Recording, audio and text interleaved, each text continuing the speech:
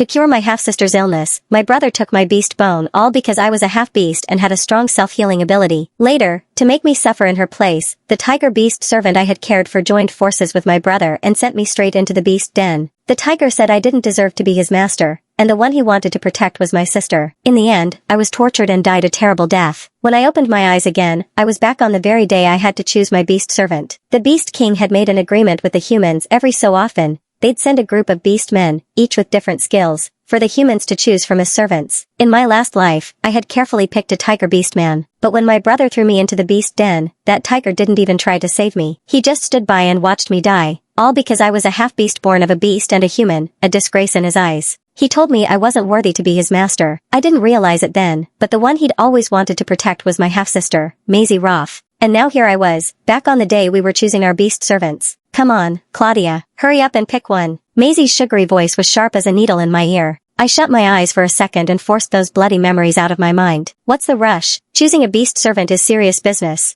You can't just do it on a whim, I replied coldly, my eyes scanning the line of beast men in front of me. Blair, the tiger that had abandoned me in my past life, stood among them, looking tall and muscular. The moment our eyes met, he quickly looked away. I knew what that meant. He was scared I'd choose him again. In my past life, I had thought he was just shy. I gave a bitter smile and looked away, my gaze landing on a scruffy gray fox crouched in the corner. He was skinny and dirty, with tangled fur, nothing like the fierce, majestic beast men beside him. Honestly, he looked pathetic, but for some reason, seeing him like that made me think of myself from the last life. This one, I said firmly, pointing at the gray fox. What? Maisie gasped. Are you serious? That one? What's it even good for? My choice isn't your concern, I snapped before she could say more and walked straight over to the gray fox. He lifted his head, his cloudy eyes full of fear and unease. I crouched down and reached out, gently stroking his head. Don't be scared, from now on, we're partners. Maisie picked Blair, huge, powerful, and intimidating. She excitedly stroked his fur and showed him off to me. Look, isn't he amazing? If you like it, that's all that matters, I replied calmly. My voice didn't show the slightest emotion. Blair finally got what he wanted. Maisie was my half-sister, born of a different father. Unlike me, she was adored and cherished by everyone. Even my brother, Justin Roth, who shared both my parents, treated her like a treasure. Although he was also the son of a beast man, he had inherited everything from our human mother,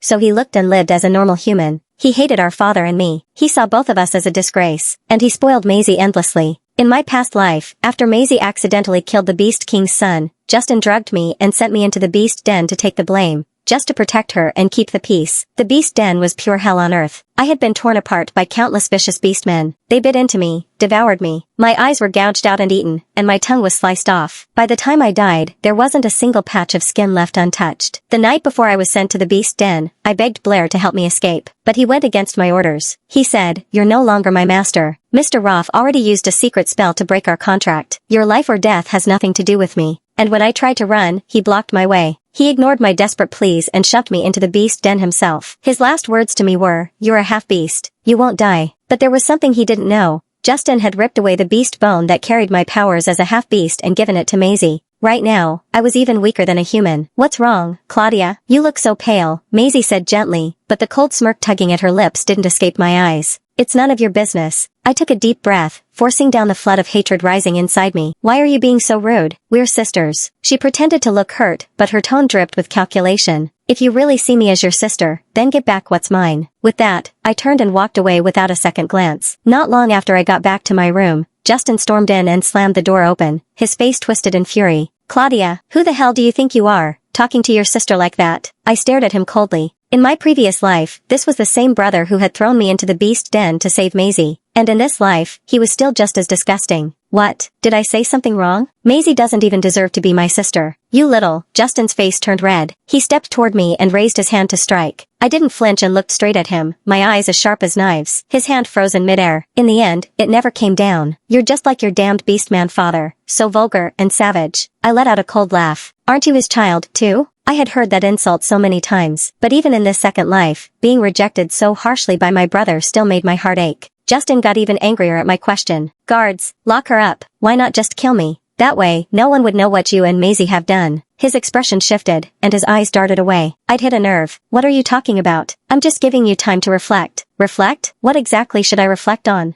That I was born to a beastman father? Or that I dared to ask Maisie for what's rightfully mine?" I stepped toward him, my voice icy. In a flash, Justin slapped me hard across the face. I was already weak, and the force of it knocked me to the floor. Dusty had been napping on the bed. Hearing the noise, he jumped down and tried to bite Justin's hand. But how could a small fox take on a grown man? With one blow, Justin sent him flying across the room. Dusty hit the floor hard and let out a weak cry. Dusty, my heart dropped. He was still so fragile. There was no way he could take a hit like that. Justin stepped on my hand as I tried to crawl toward Dusty. Looking down at me with cold disdain, he spat, "As long as you behave, I'll let you and that thing live. But if you ever upset Maisie again, I'll kill him myself." 10 days later, they finally let me out, and I noticed right away that Dusty was gone. I searched the entire courtyard, calling out for him, but there was no sign of him anywhere. He never wandered off on his own. A sinking feeling settled in my chest. Something was wrong. Then, behind a rock formation, I spotted a small gray figure. Dusty. He was lying on the ground, covered in wounds and barely breathing. His body felt cold to the touch. I tried pouring my spiritual energy into him, desperate to save him, but it was like trying to fill a bottomless pit. No matter how hard I tried, it didn't work. Dusty died in my arms. His little body stiffened slowly as the warmth faded away.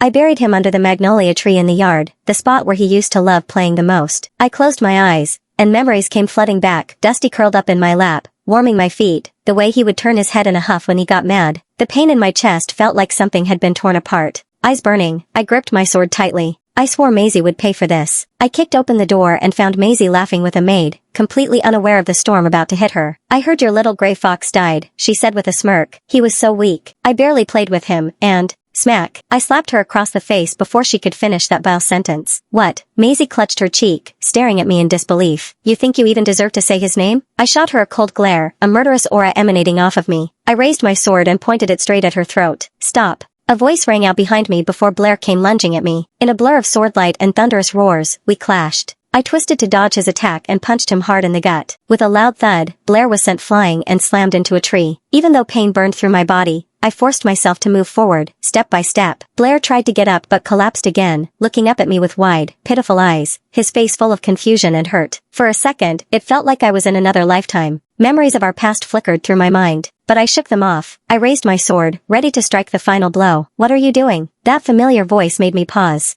I turned and saw Justin rushing over with a group of guards behind him. "Justin!" Maisie cried, throwing herself into his arms like she'd just been saved from death itself. The second Justin saw her face, his expression darkened. He looked at Blair and asked, "What happened?" Blair glanced at me weakly, then lowered his head without saying a word. Justin's eyes flared with anger as he turned back to me, his voice ice cold. "You hurt Maisie?" I let out a bitter laugh and pointed at Maisie. "She killed Dusty. I'm just returning the favor." Justin stared at me for a long moment, and then he turned and carried Maisie away without another word. Back in my room, I treated my wounds and sat cross-legged on the bed to cultivate. I had to grow stronger, strong enough to protect myself and take revenge.